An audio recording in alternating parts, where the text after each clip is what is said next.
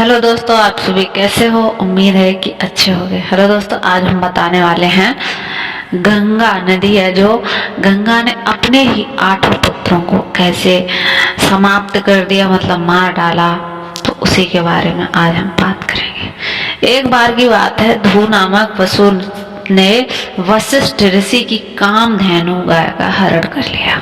इससे वशिष्ठ ऋषि ध्रुव से कहा कि ऐसा काम तो मनुष्य करते हैं, इसलिए तुम 8 वसु मनुष्य हो जाओ। जो वसु थे, यह सुनकर वसुओं ने घबराकर वशिष्ठ जी की प्रार्थना की। तो उन्होंने कहा कि अन्य वसु तो वर्ष का अंत होने पर मेरे शाप से छुटकारा पा लाएंगे, लेकिन इस ध्रुव को अपनी करनी का फल भोगना ही पड़ेगा। 7 लोग तो मतलब माफ हो जाएंगे, पर इसको तो एक को अपनी करनी का फल भोगना ही पड़ेगा, जिसने मेरी कामधेनु का हरण किया है।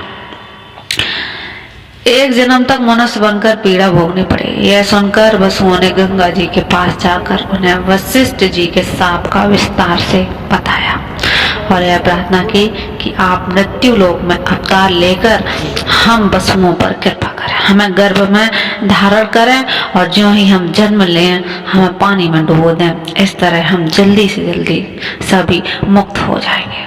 गंगा माता ने यह स्वीकार कर लिया और वे युक्ति पूर्वक शांतनु राजा की पत्नी बन गई और शांतनु से वचन भी ले लिया कि शांतनु ने गंगा के गर्भ से पहले जो 7 पुत्र पैदा हुए थे उन्हें उत्पन्न होते ही गंगा जी में पानी में डुबो दिया, जिससे 7 वसु तो मुक्त हो गए, लेकिन 8वें में शांतनु ने गंगा को रोककर इसका कारण जानना चाहा। गंगा जी ने राजा की बात सुनकर वसुओं को वशिष्ठ के शाप का सब हाल कहा सुनाया। राजा ने उस 8वें पुत्र को डुबोने नहीं दिया और वह इस वचन भंगता के कारण गंगा के 8वें पुत्र का सौंपकर अंतर ध्यान हो गई। यही बालक ध्रुव नामक वसु था, जो अपने करनी का फल भोगने के लिए वहां गया था।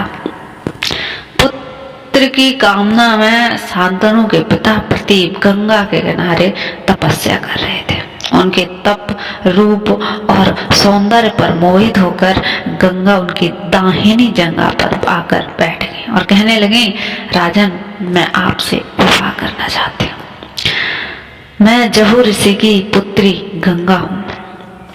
इस पर राजा प्रदीप ने कहा, गंगे, तुम मेरी दाहिनी जंघा पर बैठी हो, जबकि पत्नी को तो वामांगी होना चाहिए। दाहिनी जंघा तो पुत्र का प्रतीक है, अतः मैं तुम्हें अपने पुत्र वधू के रूप में स्वीकार कर सकता हूँ। यह सुनकर गंगा वहां से चली गई। जब महाराज प्रतीप को पुत्र की प्राप्ति हुई तो उन्होंने उसका नाम शांतनु रखा और इसी शांतनु से गंगा का विवाह हुआ। शांतनु ने अपने पिता प्रतीप की आज्ञा के कारण गंगा के पास जाकर उनसे विवाह करने के लिए निवेदन किया।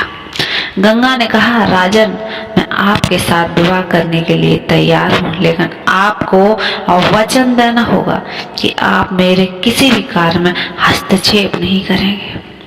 शांतनु ने गंगा को वचन देकर विवाह कर लिया। गंगा के गर्भ से महाराज शांतनु के 8 पुत्र हुए, जिनमें से 7 को गंगा ने गंगा नदी में ले जाकर बहा दिया। वचन में बंधे हुए शांतनु कुछ नहीं बोल पा रहे थे। जब गंगा 8वां पुत्र हुआ और उसे नदी में बहाने के लिए ले जाने लगे तो राजा शांतनु से रहा नहीं गया और उन्होंने इस कार्य को रोकने से गंगा को रोक लिया। गंगा से कहा, राजन, आपने अपनी प्रतिभा भंग की है। गंगा ने कहा शांतनु से, इसलिए मैं अब आपके पास नहीं रहूंगी, मैंने आपसे पहले ही वरदान लिया था। इतना कहकर गंगा वहां से अंतर ध्यान हो गई। महाराज शांतनु ने अपने उस पुत्र को पाला पोसा और उसका नाम रखा देवव्रत।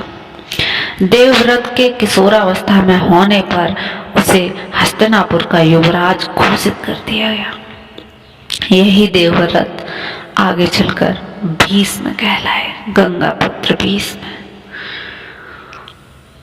यही थी आज की कहानी, कैसे गंगा माँ ने अपने उन 7 पुत्रों को बहाया और उन वसुओं को श्राप से मुक्त कराया। तो कैसी लगी आज की स्टोरी? अगर आप मेरे चैनल